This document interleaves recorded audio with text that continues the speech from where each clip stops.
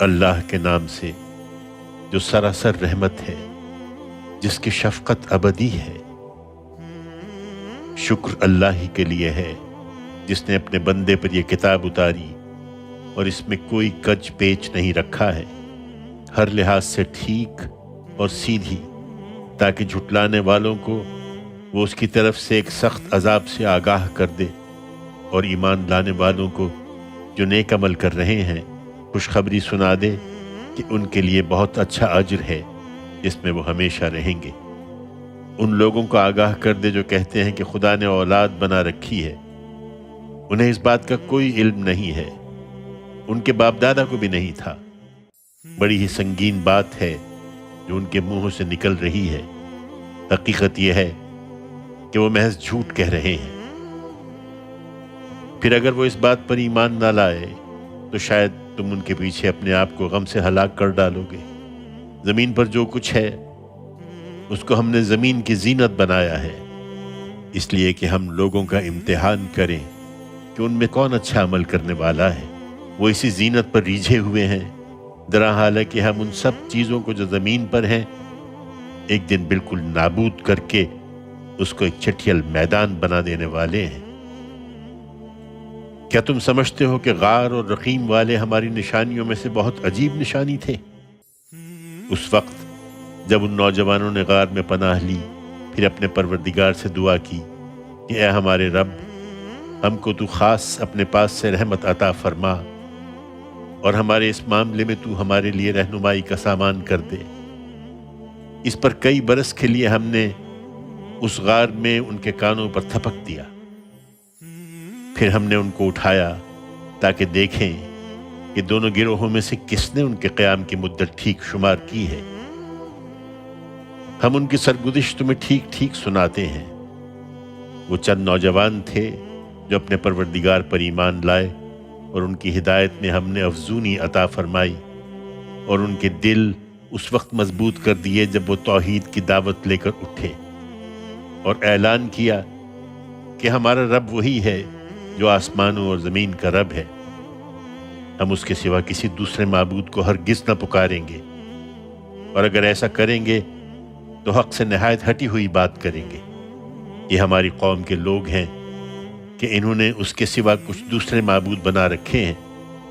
یہ ان کے حق میں کوئی واضح دلیل کیوں نہیں پیش کرتے؟ پھر ان سے بڑا ظالم کون ہوگا جو خدا پر جھوٹ باندھے؟ وہ یہی دعوت دیتے رہے یہاں تک کہ لوگ ان کی جان کے درپے ہو گئے، تو بشارت ہوئی کہ جب تم ان سے اور ان کے معبودوں سے جنہیں وہ خدا کے سوا پوچھتے ہیں الگ ہو گئے ہو تو جاؤ اور فلاں غار میں جا کر پناہ لو، تمہارا پروردگار اپنی رحمت کا دامن تمہارے لیے پھیلا دے گا، اور تمہارے اس معاملے میں جو کچھ تمہاری ضرورت ہے تم کو مہیا فرمائے گا۔ تم سورج کو دیکھتے کہ جب نکلتا ہے تو ان کے غار سے دائیں جانب کو بچا رہتا ہے، اور جب ڈوبتا ہے تو ان سے بائیں جانب کو کترا جاتا ہے، اور وہ اس کے صحن میں پڑے ہیں۔ یہ اللہ کی نشانیوں میں سے ہے۔ جس کو اللہ ہدایت دے وہی ہدایت پانے والا ہے، اور جس کو اللہ اپنے قانون کے مطابق گمراہی میں ڈال دے تو اس کے لیے تم کوئی مددگار، راہ بتانے والا نہ پاؤ گے۔ تم ان کو دیکھتے تو سمجھتے کہ جاگ رہے ہیں، حالانکہ وہ سو رہے تھے۔ ہم ان کو دائیں اور بائیں کروٹ دلواتے رہتے تھے، اور ان کا کتا دہلیز پر اپنے دونوں ہاتھ پھیلائے بیٹھا تھا۔ اگر تمہاری نظر کہیں ان پر پڑ جاتی تو ان سے تم الٹے پاؤں بھاگ کھڑے ہوتے، اور تمہارے اندر ان کی دہشت بیٹھ جاتی۔ ہم نے جس طرح اپنی قدرت سے انہیں سلایا تھا اسی طرح ہم نے ان کو جگایا کہ اس کے نتیجے میں وہ آپس میں پوچھ گچھ کریں۔ ان میں سے ایک پوچھنے والے نے پوچھا، تم یہاں کتنی دیر ٹھہرے ہوگے؟ وہ بولے، ہم 1 دن یا 1 دن سے بھی کم ٹھہرے ہوں گے۔ بولے، تمہارا پروردگار ہی بہتر جانتا ہے کہ تم کتنی دیر ٹھہرے ہو۔ خیر، اپنے میں سے کسی کو اپنی یہ رقم دے کر شہر بھیجو، پھر وہ اچھی طرح دیکھے کہ پاکیزہ کھانا شہر کے کس حصے میں ملتا ہے، اور اس سے تمہارے لیے کچھ کھانا لے آئے۔ اسے چاہیے کہ وہ چپکے سے جائے اور کسی کو تمہاری خبر نہ ہونے دے، اس لیے کہ اگر وہ تمہاری خبر پا جائیں گے تو تمہیں سنگسار کر دیں گے یا اپنے دین میں لوٹا لیں گے، اور ایسا ہوا تو تم کبھی فلاح نہ پاؤ گے۔ ہم نے اسی طرح اپنی قدرت سے لوگوں کو ان پر مطلع کر دیا تاکہ وہ جان لیں کہ اللہ کا وعدہ سچا ہے اور قیامت کے آنے میں کوئی شبہ نہیں ہے۔ ذرا خیال کرو، جب ان کے معاملے میں لوگ آپس میں بحث کر رہے تھے تو کچھ لوگوں نے کہا ان کے غار پر ایک عمارت بنا دو اور زیادہ تفتیش نہ کرو، ان کا پروردگار ان کے حالات کو بہتر جانتا ہے۔ اس کے برخلاف جن لوگوں کی رائے ان کے معاملے میں غالب رہی، انہوں نے کہا ہم تو ان کے غار پر ایک مسجد بنائیں گے۔ اب یہ لوگ کہیں گے کہ وہ 3 تھے اور چوتھا ان کا کتا تھا، اور ان میں سے کچھ کہیں گے کہ 5 تھے اور چھٹا ان کا کتا تھا، بالکل اٹکل پچو، اور کچھ کہیں گے کہ 7 تھے اور 8واں ان کا کتا تھا۔ کہہ دو میرا پروردگار بہتر جانتا ہے کہ وہ کتنے تھے، ان کو تھوڑے ہی لوگ جانتے ہیں۔ چنانچہ اے پیغمبر تم ان کے بارے میں بحث نہ کرو، الا یہ کہ ٹالنے کے لیے کچھ کہنا پڑے، اور نہ ان کے متعلق ان میں سے کسی سے پوچھو۔ اور دیکھو کسی معاملے کے لیے یہ نہ کہا کرو کہ میں کل یہ کر دوں گا، تم کچھ نہیں کر سکتے، ہاں اس صورت میں کہ اللہ چاہے۔ اور جب تم بھول جاؤ تو فوراً اپنے پروردگار کو یاد کرو اور کہو امید ہے کہ میرا پروردگار اس سے بھی کم مدت میں صحیح بات کی طرف میری رہنمائی فرما دے گا۔ اسی طرح کہیں گے کہ وہ اپنے غار میں 300 سال رہے اور 9 سال اس پر مزید بھی۔ کہہ دو ان کے رہنے کی مدت اللہ ہی بہتر جانتا ہے، زمین اور آسمانوں کا غیب اسی کے علم میں ہے۔ کیا ہی خوب ہے وہ دیکھنے اور سننے والا، اس کے سوا ان کا کوئی کارساز نہیں ہے، اور اپنے اختیار میں وہ کسی کو شریک بھی نہیں کرتا۔ تم ان کی پرواہ نہ کرو اے پیغمبر، اور تمہارے پروردگار کی جو کتاب تمہاری طرف وحی کی جا رہی ہے اسے لوگوں کو سنا دو۔ خدا کے قوانین کو کوئی بدلنے والا نہیں ہے، تم ان سے ہٹ کر کچھ چاہو گے تو اس کے سوا ہرگز کوئی پناہ کی جگہ نہ پاؤ گے۔ تم اپنے آپ کو ان لوگوں کے ساتھ جمائے رکھو جو اپنے پروردگار کی رضا جوئی میں صبح و شام اس کو پکارتے ہیں۔ تمہاری آنکھیں دنیاوی زندگی کی رونق کی خاطر ان سے ہٹنے نہ پائیں، اور تم ان لوگوں کی بات پر دھیان نہ کرو جن کے دل ہم نے اپنی یاد سے غافل کر دیے ہیں، اور جو اپنی خواہشوں کے پیچھے پڑے ہیں، اور جن کا معاملہ حد سے گزر گیا ہے۔ ان سے کہو تمہارے پروردگار کی طرف سے یہی حق ہے، تو جس کا جی چاہے ایمان لائے اور جس کا جی چاہے انکار کر دے۔ البتہ یاد رکھو کہ ہم نے ظالموں کے لیے ایسی آگ تیار کر رکھی ہے جس کے سرا پردے ان کو اپنے گھیرے میں لے لیں گے۔ اگر وہ پانی کے لیے فریاد کریں گے تو ان کی فریاد رسی اس پانی سے کی جائے گی جو پگھلے ہوئے تانبے کی طرح ہوگا، وہ چہروں کو بھون ڈالے گا۔ کیا ہی برا پانی ہوگا اور کیا ہی برا ٹھکانہ۔ رہے وہ لوگ جو ایمان لائے اور انہوں نے نیک عمل کیے تو یقیناً ہم ان لوگوں کا اجر ضائع نہیں کریں گے جو اچھے طریقے سے عمل کریں۔ ان کے لیے ہمیشہ رہنے والے باغ ہوں گے، اس طرح کہ ان کے پاؤں تلے نہریں بہہ رہی ہوں گی۔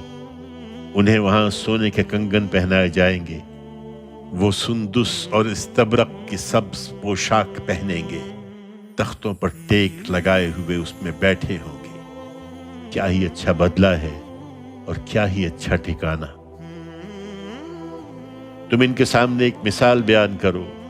2 شخص تھے، ان میں سے ایک کو ہم نے انگوروں کے 2 باغ دے رکھے تھے اور ان کے گردا گرد کھجوروں کے درخت لگا دیے تھے اور ان کے درمیان کھیتی کے قطع رکھ دیے تھے۔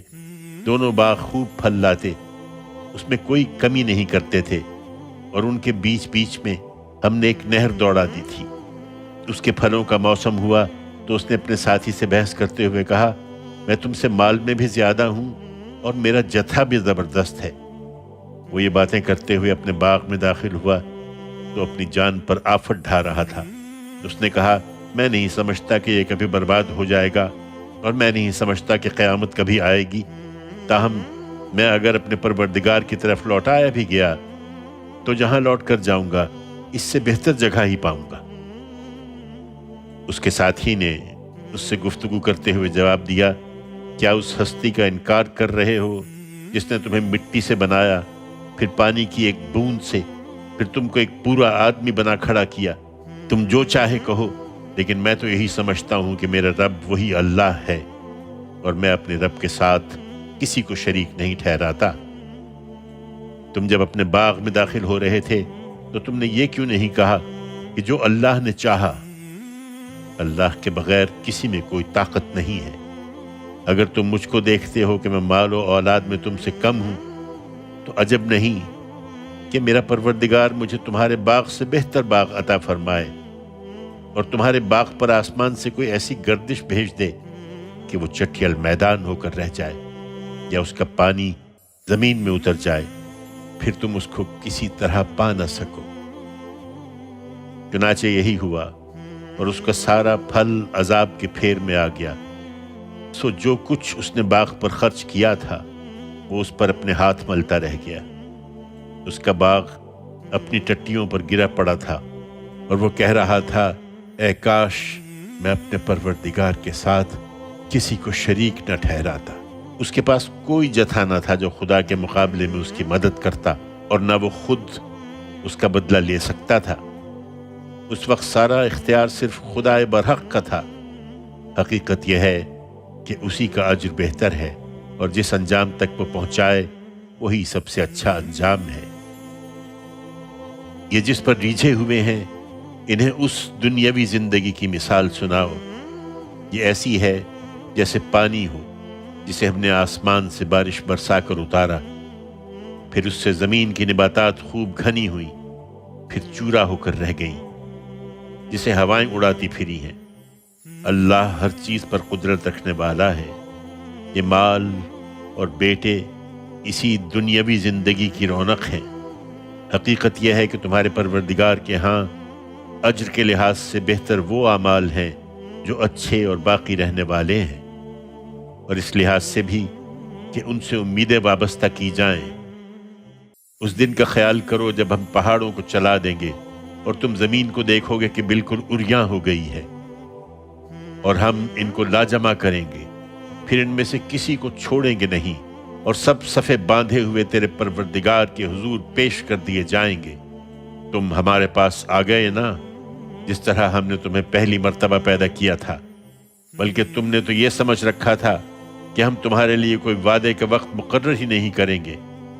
اس وقت اعمال کا دفتر سامنے رکھ دیا جائے گا، پھر تم مجرموں کو دیکھو گے کہ جو کچھ اس میں لکھا ہے وہ اس سے ڈر رہے ہوں گے، اور کہیں گے کہ ہائے ہماری کمبختی، یہ کیسا دفتر ہے کہ نہ کوئی چھوٹی بات اس نے لکھنے سے چھوڑی ہے نہ بڑی۔ انہوں نے جو کچھ دنیا میں کیا تھا سب اپنے سامنے حاضر پایا، اور تیرا پروردگار اس دن کسی پر کوئی ظلم نہ کرے گا۔ یاد کرو جب ہم نے فرشتوں کو حکم دیا کہ آدم کو سجدہ کرو تو وہ سجدہ ریز ہو گئے، مگر ابلیس نہیں مانا، وہ جنوں میں سے تھا، سو اپنے پروردگار کے حکم سے نکل بھاگا۔ اب کیا تم مجھے چھوڑ کر اس کو اور اس کی اولاد کو اپنا کارساز بنا رہے ہو، درا حال ہے کہ وہ تمہارے دشمن ہیں؟ بڑا ہی برا بدل ہے جسے یہ ظالم اختیار کر رہے ہیں۔ یہ ان کو میرا شریک ٹھہرا رہے ہیں، جبکہ میں نے ان شیطانوں کو نہ زمین اور آسمانوں کو پیدا کرتے وقت بلایا تھا، اور نہ خود ان کو پیدا کرتے وقت بلایا تھا۔ میں ایسا نہیں ہوں کہ گمراہ کرنے والوں کو اپنا دست و بازو بنا لوں۔ یہ اس دن کیا کریں گے جس دن خدا کہے گا کہ اب ان کو پکارو جنہیں تم میرا شریک سمجھتے تھے، سو ان کو پکاریں گے، مگر وہ انہیں کوئی جواب نہ دیں گے۔ ہم ان کے درمیان ایک ہلاکت کا گڑھا حائل کر دیں گے، اور یہ مجرم اس کی آگ کو دیکھیں گے اور سمجھ لیں گے کہ اسی میں گرنے والے ہیں، اور اس سے بچنے کے لیے وہ کوئی راہ نہ پا سکیں گے۔ ہم نے اس قرآن میں لوگوں کی رہنمائی کے لیے ہر قسم کی تنبیہات طرح طرح سے بیان کر دی ہیں، مگر انسان بڑا ہی جھگڑالو واقع ہوا ہے۔ جب ان کے پاس ہدایت آ چکی تو ان لوگوں کو ایمان لانے اور اپنے پروردگار سے مغفرت مانگنے سے یہی چیز روک رہی ہے کہ اگلوں کا معاملہ ان کے لیے بھی ظاہر ہو جائے، یا عذاب ان کے سامنے آ کھڑا ہو۔ انہیں بتاؤ کہ رسولوں کو تو ہم صرف اس لیے بھیجتے ہیں کہ بشارت دیں اور خبردار کر دیں۔ اور ان منکروں کا حال یہ ہے کہ باطل کی مدد سے کٹ حجتیاں کرتے ہیں کہ اس کے ذریعے سے حق کو نیچا دکھائیں، اور میری آیتوں کو انہوں نے مذاق بنا رکھا ہے، اور اس چیز کو بھی جس سے انہیں خبردار کیا گیا ہے۔ ان سے بڑا ظالم کون ہوگا جنہیں ان کے پروردگار کی آیتوں کے ذریعے سے یاد دہانی کی جائے تو وہ ان سے منہ پھیر لیں اور اپنے ہاتھوں کی کمائی بھول جائیں جو آگے بھیج چکے ہیں۔ ان کے دلوں پر ہم نے اسی کے سبب سے پردے ڈال دیے ہیں کہ اس قرآن کو نہ سمجھیں، اور ان کے کانوں میں گرانی پیدا کر دی ہے کہ اس کو نہ سنیں۔ تم ان کو کتنا ہی ہدایت کی طرف بلاؤ، یہ اس حالت میں تو ہرگز کبھی ہدایت نہ پائیں گے۔ حقیقت یہ ہے کہ تمہارا پروردگار بڑا درگزر کرنے والا اور رحم فرمانے والا ہے۔ وہ ان کے اعمال کی پاداش میں انہیں اسی وقت پکڑنا چاہتا تو ان پر فوراً عذاب بھیج دیتا، لیکن ان کے لیے ایک وقت مقرر ہے، وہ جب آ جائے گا تو یہ اس کے مقابل میں کوئی پناہ کی جگہ نہ پائیں گے۔ یہ بستیاں تمہارے سامنے ہیں، جب ان کے لوگ ظالم ہو گئے تو ہم نے انہیں ہلاک کر دیا، اور ان کی ہلاکت کے لیے بھی ہم نے ایک وقت مقرر کر رکھا تھا۔ ان کے مقابل میں صبر کرو اے پیغمبر، اور اس کے لیے وہ واقعہ سامنے رکھو جب موسیٰ نے اپنے شاگرد سے کہا کہ میں چلتا رہوں گا یہاں تک کہ دو دریاؤں کے ملنے کی جگہ پر پہنچ جاؤں، یا اسی طرح سال ہر سال چلتا رہوں۔ سو جب وہ دریاؤں کے ملنے کی جگہ پر پہنچے تو اپنے ناشتے کی بھنی ہوئی مچھلی بھول گئے، اور اس نے دریا میں سرنگ لگا کر اپنی راہ لی۔ پھر جب آگے بڑھے تو موسیٰ نے اپنے شاگرد سے کہا کہ اب ہمارا کھانا لاؤ، ہمارے اس سفر سے تو ہم کو بڑی تکان ہو گئی۔ شاگرد نے کہا کیا عرض کروں، جب ہم اس چٹان کے پاس ٹھہرے ہوئے تھے تو اس وقت مجھے مچھلی کا خیال نہیں رہا، اور یہ شیطان ہی تھا جس نے مجھے غافل کر دیا کہ میں اسے یاد رکھوں، اور اس نے عجیب طریقے سے دریا میں اپنی راہ تلاش کر لی۔ موسیٰ نے کہا یہی تو وہ جگہ ہے جو ہم ڈھونڈ رہے تھے۔ چنانچہ وہ اپنے نقش قدم دیکھتے ہوئے لوٹے تو ہمارے بندوں میں سے ایک بندے کو وہاں پایا جسے ہم نے خاص اپنی رحمت سے نوازا تھا، اور اپنے پاس سے اس کو ایک خاص علم عطا فرمایا تھا۔ موسیٰ نے اس سے درخواست کی کہ آپ مجھے اجازت دیں تو میں اس شرط پر آپ کے ساتھ رہوں کہ جو علم آپ کو عطا ہوا ہے آپ اس میں سے کچھ مجھے بھی سکھائیں گے۔ اس نے جواب دیا تم میرے ساتھ صبر نہیں کر سکو گے، اور جو چیز تمہارے دائرہ علم سے باہر ہوگی آخر تم اس پر صبر کر بھی کس طرح سکتے ہو؟ موسیٰ نے کہا انشاءاللہ آپ مجھے صابر پائیں گے، اور میں کسی معاملے میں آپ کی نافرمانی نہ کروں گا۔ اس نے کہا پھر اگر میرے ساتھ رہنا ہے تو مجھ سے کوئی بات نہ پوچھنا جب تک میں خود تم سے اس کا ذکر نہ کروں۔ بالآخر وہ دونوں چل پڑے، یہاں تک کہ جب ایک جگہ کشتی میں سوار ہوئے تو اس شخص نے کشتی میں چھید کر دیا۔ موسیٰ نے کہا آپ نے اس میں چھید کر دیا تاکہ سب کشتی والوں کو ڈبو دیں؟ یہ تو آپ نے بڑی ہی عجیب حرکت کر ڈالی ہے۔ اس نے کہا میں نے کہا نہیں تھا کہ تم میرے ساتھ صبر نہیں کر سکو گے؟ موسیٰ نے کہا میں جس چیز کو بھول گیا اس پر میری گرفت نہ کیجیے، اور میرے معاملے میں مجھ پر زیادہ سختی نہ فرمائیے۔ پھر دونوں چلے، یہاں تک کہ جب راستے میں ایک لڑکے سے ملاقات ہوئی تو اس نے لڑکے کو قتل کر ڈالا۔ موسیٰ نے کہا آپ نے ایک بے گناہ کی جان لے لی، حالانکہ اس نے کسی کا خون نہیں کیا تھا، یہ تو آپ نے بہت برا کام کیا ہے۔ اس نے کہا میں نے تم سے کہا نہیں تھا کہ تم میرے ساتھ صبر نہیں کر سکو گے؟ موسیٰ نے کہا اس کے بعد اگر میں آپ سے کچھ پوچھوں تو آپ مجھے ساتھ نہ رکھیں، آپ میری طرف سے حد عذر کو پہنچ گئے۔ اس پر دونوں آگے بڑھے، یہاں تک کہ جب ایک بستی والوں کے پاس پہنچے تو وہاں کے لوگوں سے کھانا کھلانے کو کہا، مگر انہوں نے ان کی میزبانی سے انکار کر دیا۔ پھر انہوں نے وہاں ایک دیوار دیکھی جو گرا چاہتی تھی تو اس نے وہ دیوار کھڑی کر دی۔ موسیٰ نے کہا اگر آپ چاہتے تو اس پر مزدوری لے سکتے تھے۔ اس نے کہا اب یہ میرے اور تمہارے درمیان جدائی ہے، میں ابھی ان باتوں کی حقیقت تمہیں بتاتا ہوں جن پر تم صبر نہیں کر سکے ہو۔ اس کشتی کا معاملہ یہ ہے کہ وہ چند مسکینوں کی تھی جو دریا میں محنت مزدوری کرتے تھے، تو میں نے چاہا کہ اسے عیبدار کر دوں، اس لیے کہ ان کے آگے ایک بادشاہ تھا جو ہر کشتی کو زبردستی چھین رہا تھا۔ رہا لڑکا تو اس کے ماں باپ دونوں ایمان والے تھے، سو ہمیں اندیشہ ہوا کہ کہیں وہ بڑا ہو کر اپنی سرکشی اور کفر سے ان کو تنگ نہ کرے، سو ہم نے چاہا کہ ان کا پروردگار انہیں اس کی جگہ ایسی اولاد دے جو پاکیزگی میں اس سے بہتر اور شفقت و محبت میں اس سے بڑھ کر ہو۔ اور دیوار کا معاملہ یہ ہے کہ وہ شہر کے 2 یتیم لڑکوں کی تھی، اس کے نیچے ان کا دفینہ تھا اور ان کا باپ ایک نیک آدمی تھا، یہ دفینہ اسی نے رکھا تھا، سو تیرے پروردگار نے چاہا کہ وہ اپنی جوانی کو پہنچے اور اپنا دفینہ خود نکالے۔ یہ تیرے پروردگار کی عنایت سے ہوا، اور یہ جو کچھ میں نے کیا ہے اپنی رائے سے نہیں کیا ہے، یہ ہے ان باتوں کی حقیقت جن پر تم صبر نہیں کر سکے ہو۔ وہ تم سے ذوالقرنین کے بارے میں بھی پوچھ رہے ہیں، ان سے کہو میں اس کا کچھ تذکرہ ابھی تمہیں سناتا ہوں۔ ہم نے اس کو زمین میں اقتدار عطا فرمایا تھا اور اس کو ہر قسم کے اسباب و وسائل بخشے تھے۔ پھر اس نے ایک مرتبہ ایک مہم کا سامان کیا، یہاں تک کہ جب وہ سورج کے غروب ہونے کی جگہ تک پہنچا تو اس نے سورج کو دیکھا کہ ایک سیاہ کیچڑ کے چشمے میں ڈوب رہا ہے، اور اس کے پاس اسے ایک قوم ملی۔ ہم نے کہا اے ذوالقرنین، یہ تیرے اختیار میں ہیں کہ چاہو تو انہیں سزا دو اور چاہو تو ان کے بارے میں حسن سلوک کا رویہ اختیار کرو۔ اس نے کہا جو ان میں سے ظلم کرے گا ہم اس کو سزا دیں گے، پھر وہ اپنے پروردگار کی طرف لوٹایا جائے گا تو وہ بھی اس کو سخت سزا دے گا۔ اس کے برخلاف جو ایمان لائے گا اور اچھا عمل کرے گا، اس کے بدلے میں اس کے پروردگار کے پاس بھی بھلائی ہے، اور ہم بھی اس کے ساتھ اپنا معاملہ آسان کریں گے۔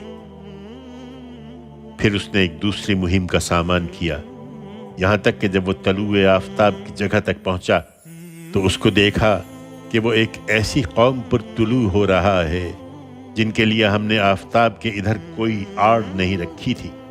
یہ اسی طرح ہوا، اور جو کچھ ذوالقرنین کے پاس تھا اسے ہم خوب جانتے تھے۔ اس نے پھر ایک اور مہم کا سامان کیا، یہاں تک کہ جب 2 پہاڑوں کے درمیان ایک درے تک پہنچا تو ان کے اس طرف اس کو ایسے لوگ ملے جو کوئی بات سمجھ نہیں پاتے تھے۔ انہوں نے درخواست کی کہ اے ذوالقرنین، یاجوج اور ماجوج اس سرزمین میں فساد پھیلاتے ہیں، تو کیا یہ ہو سکتا ہے کہ ہم آپ کے لیے اخراجات کا بندوبست کریں اور آپ ہمارے اور ان کے درمیان کوئی روک بنا دیں؟ اس نے جواب دیا کہ جو کچھ میرے پروردگار نے میرے اختیار میں دے رکھا ہے وہی بہت ہے، تم البتہ ہاتھ پاؤں سے میری مدد کرو، میں تمہارے اور ان کے درمیان ایک دیوار کھڑی کیے دیتا ہوں، مجھے لوہے کی سلیں لا دو۔ چنانچہ وہ فراہم کر دی گئیں، یہاں تک کہ جب اس نے دونوں پہاڑوں کے درمیان خلا کو پاٹ دیا تو کہا کہ دھونکو، حتیٰ کہ جب اس کو آگ کر دیا تو حکم دیا کہ لاؤ، اب میں اس پر پگھلا ہوا تانبا اڈیل دوں۔ سو یہ ایسی دیوار بن گئی کہ یاجوج و ماجوج اب نہ اس پر چڑھ سکتے تھے نہ اس میں نقب لگا سکتے تھے۔ ذوالقرنین نے کہا یہ میرے پروردگار کی رحمت ہے، پھر جب میرے پروردگار کے وعدے کا ظہور ہوگا تو وہ اس کو ڈھا کر برابر کر دے گا، اور میرے پروردگار کا وعدہ برحق ہے۔ اس دن ہم لوگوں کو چھوڑ دیں گے کہ ایک دوسرے سے موجوں کی طرح ٹکرا رہے ہوں گے، اور سور پھونکا جائے گا، اور اس طرح ہم ان سب کو اکٹھا کر لیں گے۔ اس دن ہم دوزخ کو ان منکروں کے سامنے پیش کریں گے جن کی آنکھوں پر میری یاد دہانی سے پردہ پڑا رہا اور وہ سننے کی تاب نہیں لاتے تھے۔ پھر کیا یہ منکرین اس خیال میں ہے کہ میرے بندوں کو یہ میرے سوا اپنا کارساز بنا لیں؟ یہ محض خوش فہمی ہے، ایسے منکروں کی مہمانی کے لیے ہم نے جہنم تیار کر رکھی ہے۔ ان سے کہو کیا ہم تمہیں بتائیں کہ اپنے اعمال کے لحاظ سے سب سے زیادہ خسارے میں کون ہیں؟ وہ لوگ جن کی تمام سعی و جہد دنیا کی زندگی میں عکارت ہو گئی، اور وہ اسی خیال میں رہے کہ وہ بہت اچھا کام کر رہے ہیں۔ یہی لوگ ہیں جنہوں نے اپنے پروردگار کی آیات اور اس سے ملاقات کا انکار کیا، تو ان کے اعمال ضائع ہوئے۔ اب قیامت کے دن ہم ان کو کوئی وزن نہ دیں گے، ان کا بدلہ یہی جہنم ہے، اس لیے کہ انہوں نے انکار کیا اور میری آیتوں اور میرے رسولوں کا مذاق اڑایا ہے۔ البتہ جو ایمان لائے اور انہوں نے اچھے عمل کیے ہیں، ان کے لیے فردوس کے باغوں کی مہمانی ہے، وہ اس میں ہمیشہ رہیں گے، وہاں سے کبھی اٹھنا نہ چاہیں گے۔ یہ نشانیاں مانگتے ہیں، انہیں بتاؤ اے پیغمبر کہ میرے پروردگار کی نشانیوں کو لکھنے کے لیے اگر سمندر روشنائی بن جائے تو سمندر ختم ہو جائے، اس سے پہلے کہ میرے پروردگار کی نشانیاں ختم ہوں، اگرچہ ہم اس کے ساتھ اسی کے مانند اور سمندر ملا دیں۔ ان سے کہو تم کس سے نشانیاں مانگتے ہو؟ میں بھی تمہاری ہی طرح ایک آدمی ہوں، مجھ پر وحی آتی ہے کہ تمہارا معبود صرف ایک ہی معبود ہے، سو جسے اپنے پروردگار سے ملنے کی امید ہو اسے چاہیے کہ نیک عمل کرے اور اپنے پروردگار کی عبادت میں کسی کو شریک نہ ٹھہرائے۔